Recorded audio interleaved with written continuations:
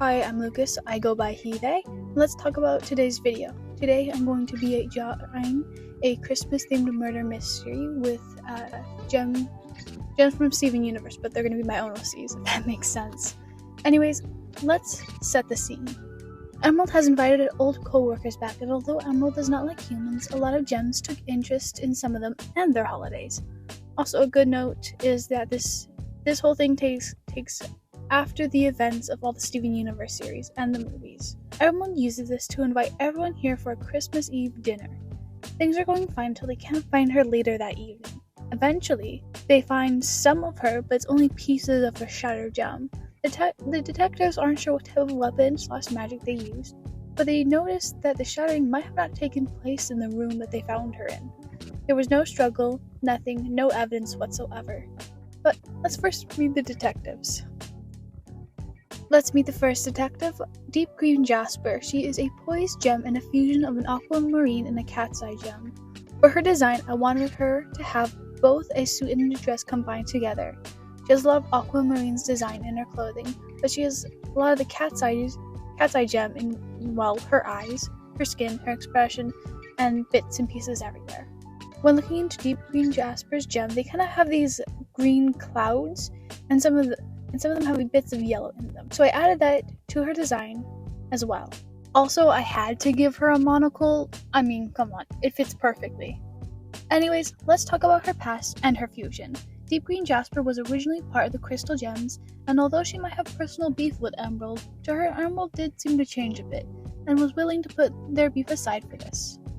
Before joining the Crystal Gems, Aquamarine was sent on a diplomatic mission on a certain planet, which is where she met a warrior, aka Cat's Eye Gem.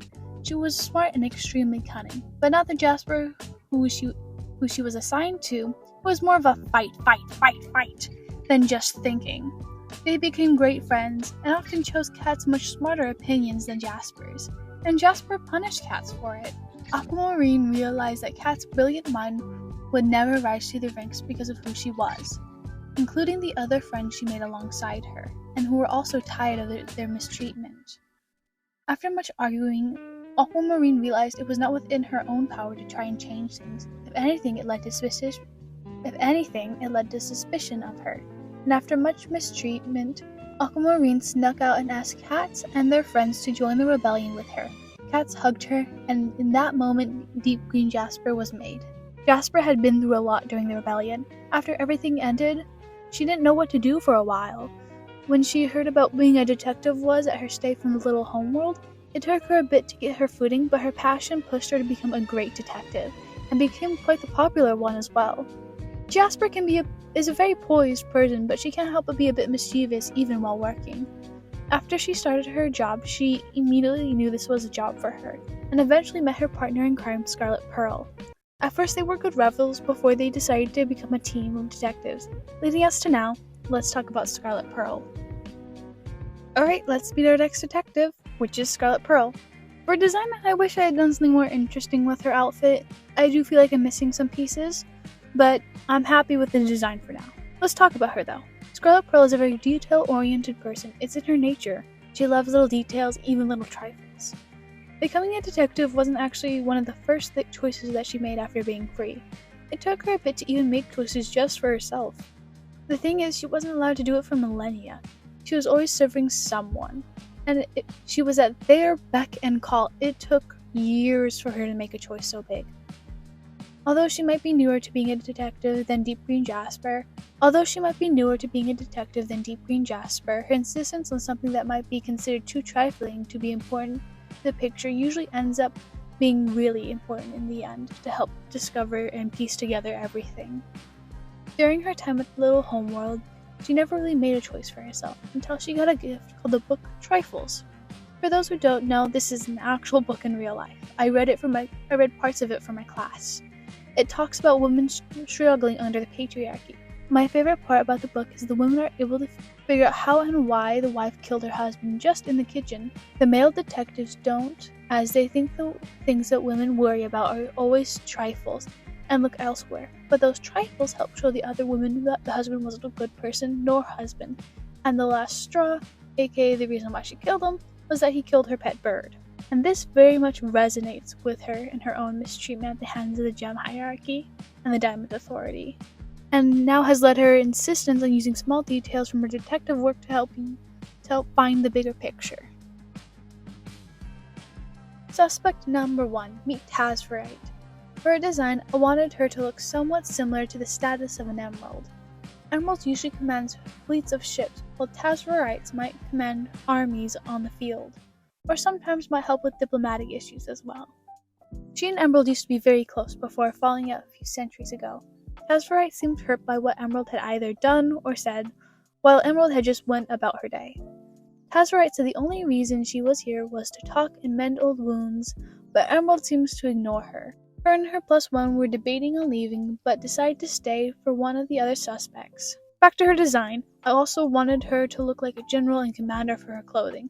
I did mess up a bit on the clothing, I wasn't sure what to do, and it kind of looks a bit weird. I also had done some concept art mainly for her face. To be honest, I really wish I kept one of the face designs, but I've already finished it. Now, let's hear what she has to say about what happened.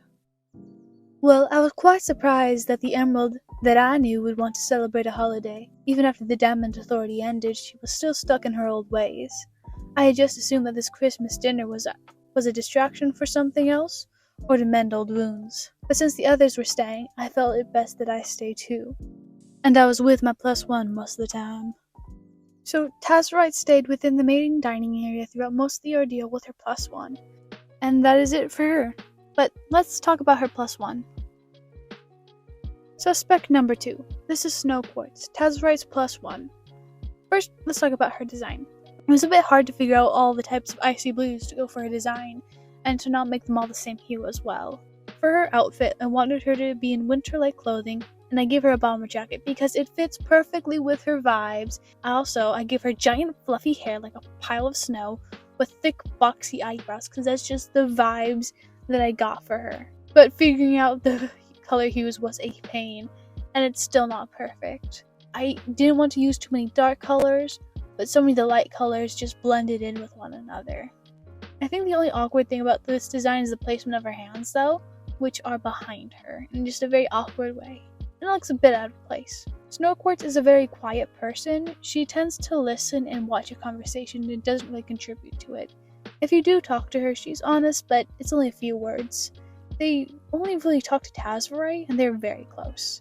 Snow Quartz and Tazverite met late in life. These two met after the Diamond's reign had ended, and they did see each other in Little Homeworld, but didn't really talk until they both happened to bump into one another one night, though Snow Quartz keeps that to themselves. Here's Snow Quartz's statement. Don't know this emerald. Came here as a +1. I was with Tazverite the whole time. Snow Quartz always keeps their sentences simple and short. Okay, so when I was researching what gemstones are associated with Christmas, I noticed that petrified trees can be considered gems. So of course, I had to make a petrified Christmas gem OC. Yup. Meet suspect number 3, petrified Christmas tree. For those who don't know, petrified trees are basically fossilized trees. So that's what they are. Now let's talk about their design. I wanted them to be very tall and dressed up like a knight from the Nutcracker. It did take me a long time to find a good red for the shirt. Sadly, I did not add a star because honestly, I wasn't sure where to put it.